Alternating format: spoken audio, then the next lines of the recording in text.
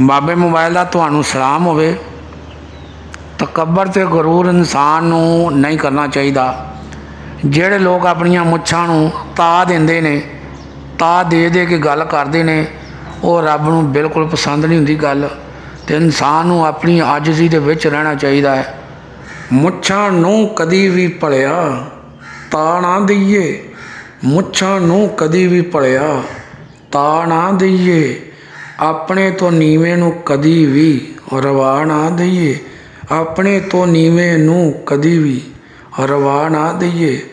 रब सोहणे दी रहमत सबली आ, रब सोहणे दी रहमत सबली आ।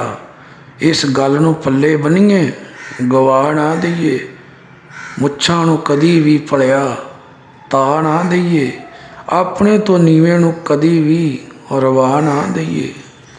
रिजक बथेरा चिड़ियां कावां नू वो देंदा है, रिजक बथेरा चिड़ियां कावां नू वो देंदा है। कदी अपनी जेबों भुखे नू रजा ते दईए, मुच्छां नू कदी भी भलिया ता ना दईए। ये शायरी अच्छी लगे तो इनू शेयर करना। बाबे मोबाइल का तुहानू सलाम होवे।